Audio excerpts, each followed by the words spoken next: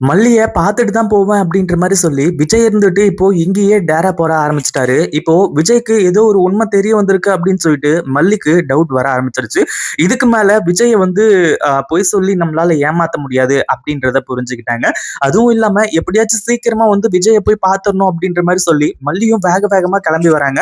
ஆனா இங்க வந்ததுக்கு அப்புறம் தான் உண்மை என்ன அப்படின்றது தெரிய வருது. அதுவும் இல்லாம நம்ம விஜய் இருந்துட்டு மல்லி கிட்ட பல விஷயங்கள கேட்க போறாங்க. அடுத்தடுத்து நம்ம மல்லி சொல்லக்கூடிய விஷயங்கள் எல்லாத்தையுமே கேட்டு, உண்மையிலேயே நம்ம விஜய் இருந்துட்டு பயங்கர ஷாக் ஆக போறாங்க அப்படின்னு தான் சொல்லணும். அதுலயும் இந்த நிஷா இருந்துட்டு என்னோட அக்காவுக்கு துரோகம் பண்றீங்களா?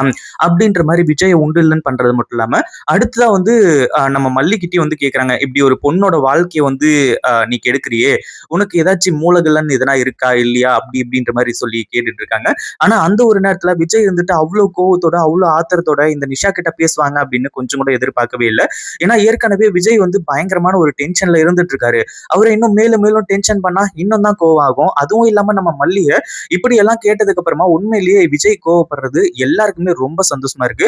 ஏன்னா என்ன நடந்தாலுமே கூட அதாவது பொண்டாட்டி வந்துட்டாங்க அப்படின்ற மாரி விஜய் நினைச்சிட்டு இருந்தாலுமே கூட உண்மையிலேயே நம்ம விஜய் இருந்துட்டு மல்லி மேல அவ்வளோ அன்பா இருக்காங்க அப்படின்றத கேட்டாலே உண்மையிலேயே எல்லாருக்குமே ரொம்ப நல்லா இருக்கும் அப்படின்னே சொல்லலாம். கண்டிப்பா வந்து இந்த ஒரு விஷயத்த யாருமே எதிர்பார்த்திருக்கவே மாட்டாங்க. அதாவது வந்த உடனே மல்லி வந்து அப்படி திட்டுவாங்க, இப்படி திட்டுவாங்க நம்ம விஜய் அப்படின்ற மாரி நினைச்சிட்டு இருந்தோம். ஆனா விஜய் இருந்துட்டு அந்த அளவுக்கு எதையும் மிக பெருசா எடுத்துக்கிறது கிடையாது. ஆனா மல்லி இருந்துட்டு வேற வழியே கிடையாது. நம்ம உண்மை எல்லாத்தையுமே சொல்லிதான் ஆகணும் அப்படின்ற மாரி சொல்லி, இந்த நிஷாவையும் இங்கேயே நிக்க வச்சுட்டு நெறைய உண்மைகள சொல்லப் போறாங்க. அது எல்லாத்தையுமே கேட்டு நிஷாவும் பயங்கர ஷாக் ஆக போறாங்க. அதுல எந்த ஒரு சந்தேகமும் கிடையாது. அப்படி மல்லி இங்க என்ன சொன்னாங்க? உண்மையிலேயே அடுத்தடுத்து என்னென்ன நடக்க போகுது? நிஷா வந்து நம்ம விஜய்க்கும், மல்லிக்கும் உதவி செய்ய போறாங்களா? உண்மையிலேயே இங்க இருக்கக்கூடியது இந்த சுடர் தான் அப்படின்றத கண்டுபிடிச்சுட்டாங்களா? அப்படின்னு சொல்லிட்டு வந்து எல்லாத்தையுமே இந்த வீடியோல டீட்டெயிலா பார்க்க போறோம். அதனால இந்த வீடியோவ ஸ்கிப் பண்ணாம பாருங்க. அதே மாதிரி இப்படியெல்லாம் நடக்குமா? அப்படின்ற மாரி உங்களோட மனசுக்குள்ள ஒரு கேள்வி இருக்கும். அதாவது இது எல்லாமே ஒரு யூகம் தான். ஒரு வேளை நடந்தா எப்படி இருக்கும்? அப்படின்றத மறக்காம கமெண்ட் பண்ணுங்க.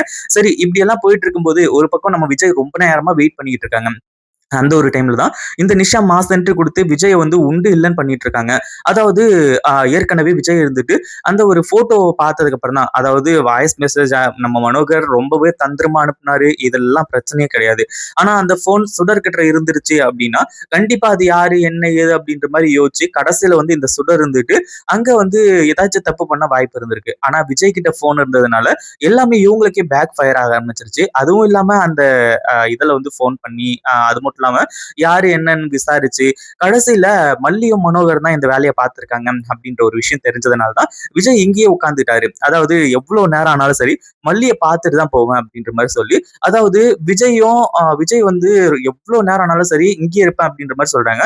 ஆனா மல்லி வரதுக்கு குறைஞ்சது ஒரு 4 மணி நேரம் 5 மணி நேரமான ஆகும். அப்படி ஆகிதான் கடைசியில இங்க இருட்டிடுச்சு. அதனால நிஷா இருந்துட்டு இங்க வந்து காட்டு கத்து கத்திட்டு இருக்காங்க. காலையில என் அக்காவோட கழுத்துல நீங்க தாலிய கட்டணும். இங்க என்னடான்னா மல்லிய பாக்கறதுக்காக வந்து இங்க உட்கார்ந்துட்டு இருக்கீங்களே அப்படின்ற மாதிரி வந்து சொல்லி அடுத்ததா மல்லி வந்தா மல்லியும் உண்டு இல்லைன்னு பண்ணாங்க. இப்போ நம்ம விஜய் இருந்துட்டு நிஷா இதுக்கு மேல எதனா பேசிக்கிட்டு இருந்த அப்படின்னா கண்டிப்பா நான் உன்னை சும்மா விட மாட்டேன். நீ அமைதியா இங்கிருந்து போயிடு அப்படின்ற மாதிரி வந்து சொல்லி இப்போ நிஷாவை வந்து கேள்வி கேட்க ஆரம்பிச்சுறாங்க. அந்த ஒரு டைம்ல நிஷா இருந்துட்டு என்ன மாமா என் அக்காவோட கழுத்துல தாலியை கட்டுறதுக்கு உங்களுக்கு விருப்பமே இல்லையா? எதுக்காக இப்படி பண்ணிட்டு இருக்கீங்க? ஏன் இப்படி பண்ணிக்கிட்டு இருக்கீங்க? அப்படின்ற மாதிரி வந்து கேட்டிருக்காங்க. ஒரு பக்கம் விஜய் இப்படி எல்லாம் கேட்ட உடனே மல்லிக்கும் பயங்கரமான கோவம் வந்துருச்சு. நிஷா உனக்கு இப்ப என்ன தெரிய வரணும்? அதாவது விஜய் ஏன் இங்க இருக்காரு? எதுக்காக இங்க இருக்காரு? அப்படின்றது எல்லாத்தையும் தாண்டி அதாவது மூச்சுக்கு 300 தடவை என்னோட அக்கா அப்படின்ற மாதிரி வந்து சொல்றியே. உன்னோட அக்கா எப்படி வந்தாங்க இங்க? இவ வந்து உண்மையிலேயே உங்க அக்கா ரேணுகா தான் நினைச்சிட்டு இருக்கியா நீ? அப்படின்ற மாதிரி வந்து சொல்லி மல்லி அடுத்தடுத்த விஷயங்களை சொல்லும்போது உண்மையிலேயே நிஷாவுக்கு செம்ம ஷாக்கிங்கா இருக்க போகுது. உண்மையிலேயே இந்த ஒரு விஷயத்தெல்லாம் இந்த நிஷா கொஞ்சம் கூட எதிர்பார்த்திருக்கவே மாட்டாங்க அப்படின்னு தான் சொல்லணும். அந்த அளவுக்கு வந்து அடுத்தடுத்த விஷயங்கள் எல்லாமே நடக்க போகுது. அதாவது அப்படி என்ன ஆச்சு அப்படின்னா ஒரு பக்கம் நிஷா இருந்துட்டு அதாவது நம்ம மல்லி வந்து சொல்றாங்க, நீ நினைக்கிற மாதிரி இங்க இருக்கக்கூடியது உன் அக்கா ரேணுகாவே வந்து கிடையாது. இவளோட பேரு சுடரு. அவ என்னென்னலாம் பண்ணான்னு சொல்லிட்டு வந்து சொல்றான். அது எல்லாத்தையுமே டீட்டெயிலா நீ தெரிஞ்சுக்கோ. அதாவது உன் வீட்ல அதாவது உங்க அப்பா கதிரேசன் வந்து ஒரு 50 லட்ச ரூபாய் பணத்தை காணோம் அப்படின்ற மாதிரி சொன்னாரா? அப்படின்ற மாதிரி வந்து கேட்டு அந்த பணத்தை எடுத்தது வேற யாரும் கிடையாது. சுடரும் ரகுவும் சேர்ந்துதான் அப்படின்ற மாதிரி வந்து சொல்லும்போது பயங்கரமான அதிர்ச்சியில விஜய் இருந்துட்டு மல்லி என்ன சொல்லிக்கிட்டு இருக்க? நீ இங்க இருக்கக்கூடியது ரேணுகா இல்ல சுடர் சுடர் அப்படின்ற விஷயத்த சொல்லும்போது என்னால அந்த ஒரு விஷயத்த ஏத்துக்க முடியல. ஆனா இப்ப என்னடான்னா ரகுவும் அந்த சுடரும் சேர்ந்து தான் இந்த பணத்தை எல்லாத்தையுமே எடுத்தாங்கன்னு சொல்லிட்டு சொல்றியே அப்படின்ற மாதிரி கேட்கும்போது எல்லாத்துக்குமே என்கிட்ட ஆதாரம் இருக்கு விஜய். அதே மாதிரி விஜய் முதல்ல என்ன கேட்டாரு அப்படின்னா, நீ எங்க போயிருந்த மல்லி? இவ்வளவு நேரமா ஹாஸ்பிட்டலுக்கு போனா வர்றதுக்கு அப்படின்ற மாதிரி சொல்லும்போது, விஜய் நான் உங்ககிட்ட எந்த ஒரு விஷயத்தையும் மறைச்சது கிடையாது. உங்ககிட்ட பொய் சொன்னது கிடையாது. மறைச்சிருக்கிறத தவிர பொய்யெல்லாம் சொன்னதே கிடையாது. அதனால நான் உண்மையா சொல்றேன். நான் போயிருந்தது வேற எங்கேயும் கிடையாது. ஒசூருக்கு, அதாவது ரேணுகாவ ஃபைன் பண்ணோம் இல்லையா? அந்த இடத்துக்கு தான் நான் போயிருந்தேன். அங்க போய் தான் நிறைய விஷயங்கள் நான் தெரிஞ்சுக்கிட்டு வந்தேன் அப்படின்ற மாதிரி சொல்லி ஆதாரத்தோட எல்லாத்தையுமே சொல்றாங்க. அதாவது முதல்ல விஜய் கோவப்பட்டாங்க. நான் சொல்லியுமே கூட எதுக்காக நீ போன மல்லி அப்படின்ற மாதிரி சொல்லி, ஆனாலுமே விஜய்க்கு அந்த அளவுக்கு மல்லி மேல கோவம் எல்லாம் கிடையாது. ஏதோ ஜஸ்ட் நம்ம சொன்னதை கேட்கலையே அப்படின்ற வருத்தம் மட்டும் தான் இருந்துட்டு இருந்துச்சு. அடுத்ததான் மல்லி இருந்துட்டு ஒரு சில ஆதாரங்கள் எல்லாத்தையுமே காட்டுறாங்க. விஜய் நான் சொல்றத நீங்க நம்பினாலும் சரி, அதே மாதிரி நிஷா நம்பினாலும் சரி, நம்பலனாலும் சரி, இதுதான் உண்மை. அதாவது இங்க என்ன நடக்குது, ஏது நடக்குது அப்படின்னு சொல்லிட்டு தெரியாம, இங்க இருக்கக்கூடியது உண்மையான ரேணுகா அப்படின்ற மாதிரி நினைச்சு நீங்க எல்லாருமே பேசிக்கிட்டு இருக்கீங்க. ஆனா அது உண்மையான ரேணுகா கிடையாது. நான் சொல்றத கேட்டீங்கன்னா உங்களுக்கு எல்லாமே தெளிவா புரிய வரும். அப்படின்ற மாதிரி சொல்லி எல்லாத்தையுமே எடுத்து சொல்றாங்க. இந்த நிஷாவுக்கு ஆரம்பத்துல இத பத்தி நம்பிக்கை இல்ல. ஆனா மல்லி சொல்ல சொல்ல அத பத்தி நம்ப ஆரம்பிச்சுட்டாங்க.